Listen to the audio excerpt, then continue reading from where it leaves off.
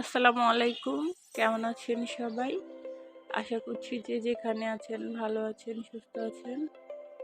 আলহামদুলিল্লাহ আমরাও ভালো আছি, সুস্থ আছি। তো চলে আসলাম আরও একটি ব্লগ নিয়ে। আজকে আমি কি রান্না করব এটাই আপনাদের সাথে শেয়ার করব। আজকে আমি দুপুরের রান্নায় দেশি মাগুর মাছ ভুনা করব, আর করলা ভাজি করব, আর টমেটো চাটনি রান্না করব। এর জন্য আমি সব কিছু কেটে ধুয়ে পরিষ্কার করে নিয়েছি। প্রথমে আমি মাগুর মাছটা ভুনা করব। তো মাছগুলো আমি হালকা ভেজে নিব। তো আমি কড়াইয়ে তেল দিয়ে দিলাম, দিয়ে মাছগুলো দিয়ে দিচ্ছি।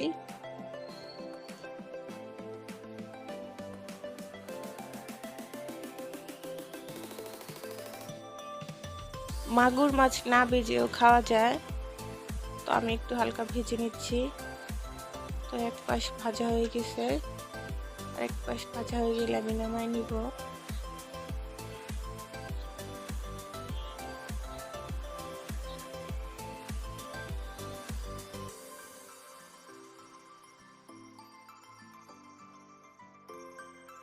মাছ ভাজার তেলে আমি মাছটা ভুনা করে নিব। তো পেঁয়াজ দিয়ে দিলাম, পেঁয়াজটা ভাজা ভাজা করে ওখানে আমি মাছের সব রকমের মশলা দিয়ে দিব।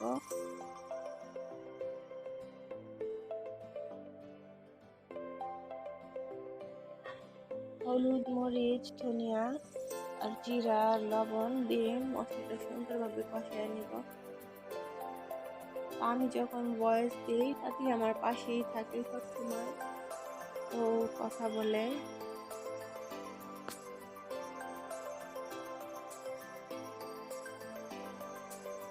আমার সকল আপু ভাইয়াদের কাছে আমার রিকোয়েস্ট থাকবে, আপনারা প্লিজ আমার ভিডিওগুলো দেখবেন, আমার চ্যানেলটা সাবস্ক্রাইব করবেন, আমার পাশে থাকবেন।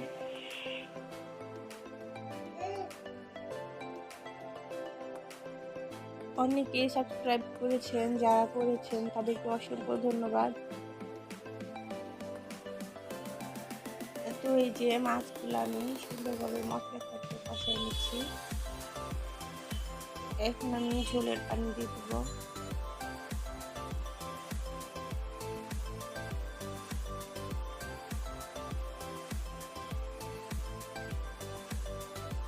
এই তো ঝোলের পানি শুকিয়ে গেছে। তো এখন আমি কিছু ভাজা জিরা দিয়ে দিব, তাহলে ঘ্রাণটা সুন্দর হবে।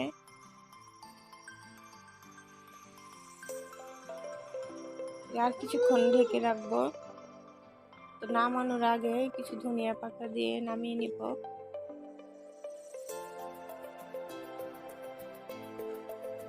তরকারি কালারটা কত সুন্দর হয়েছে, আলহামদুলিল্লাহ, খেতেও ভীষণ মজা হয়েছিল।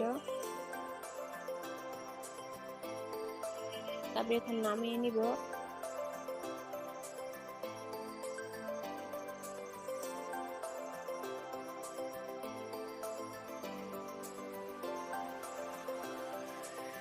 এখন আমি করলা ভাজি করব। এই জন্য আমি তেলের মধ্যে পেঁয়াজটা আগে ভেজে নিব। তো এইভাবে করলা ভাজি করলে একটু তিতা লাগবে না। তো পেঁয়াজটা আমি একবারে ভাজা ভাজা করব না, অল্প ভেজে এটার মধ্যে আমি করলা দিয়ে দিব, আর একটু লবণ, আর একটু হলুদের গুঁড়া, আর কিছু দিব না। করলাটা ঢাকনা দিয়ে ঢাকা যাবে না, তাহলে তিতা লাগবে। ঢাকনা দিয়ে না ঢেকেই একটু পর পর নাড়াচাড়া করতে হবে, তাহলে আর তিতা লাগবে না। এই তো, আর আমি পাশের চুলায় ভাত বসিয়ে দিয়েছি, আর করলাটা আমি কিছুক্ষণ পর পর নাড়া দিয়ে দিচ্ছি।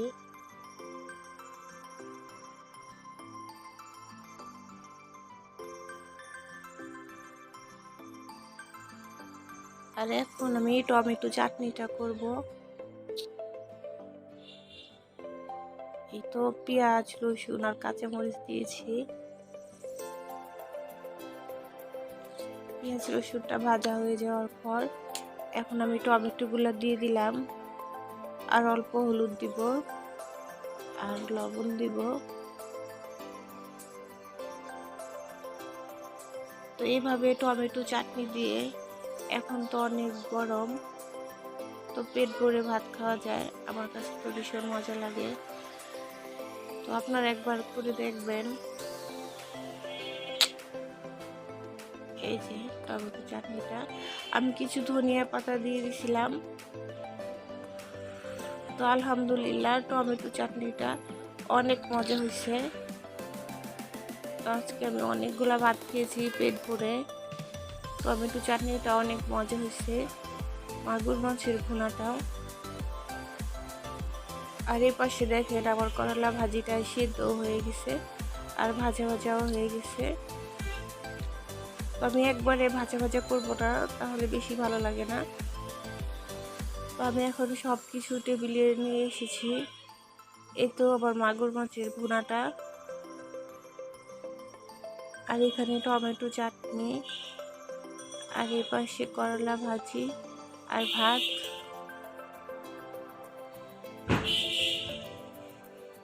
তো খাওয়া দাওয়া করে কিছুক্ষণ রেস্ট নিচ্ছিলাম। তো পরে যখন সন্ধ্যা হয়ে গেছে, আতিহার বাবা বললো যে চানাচুর মাখা খাবে। আর নিচের অবস্থা দেখেন, এখন সন্ধ্যাবেলা। এখানে সারাদিনই মাছ বিক্রি করে আর সবজি বিক্রি করে।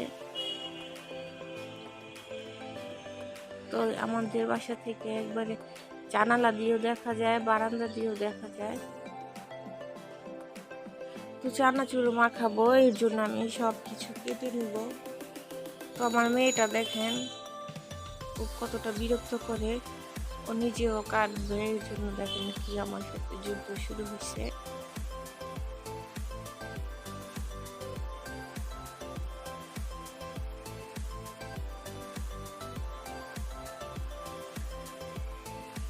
মেয়েটা কিছু খেতে চায় না, তোর জন্য সবাই দোয়া করবেন আর কমেন্টে জানাবেন। ওর তো এখন 14 মাস বয়স, তো এই বয়সে বাচ্চাদের কি খাওয়াবো। আর এখন আমি সবগুলো কাঁচামরিচ, পেঁয়াজ, শসা ধুয়ে এখন আমি কুচি করে নিচ্ছি। তো এভাবে চানাচুর মাখালে অনেক মজা লাগে।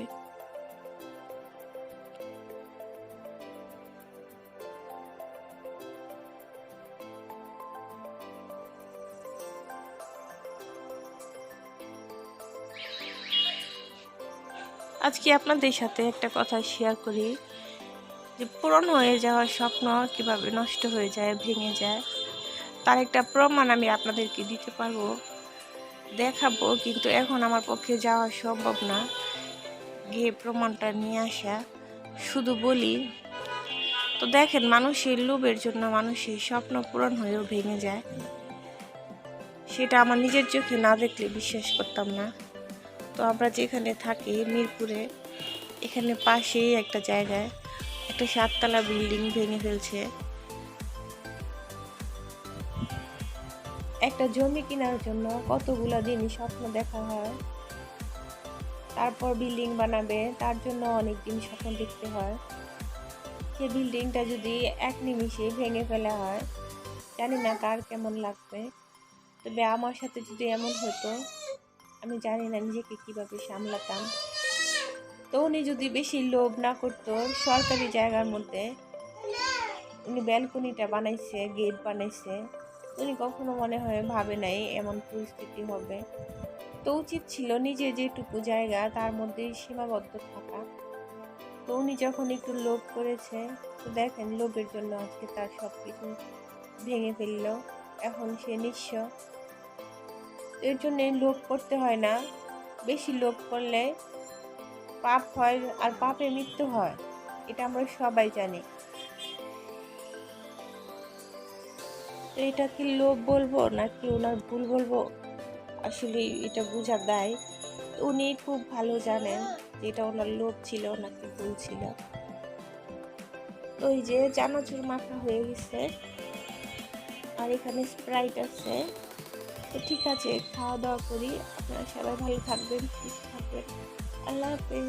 আসসালামু আলাইকুম।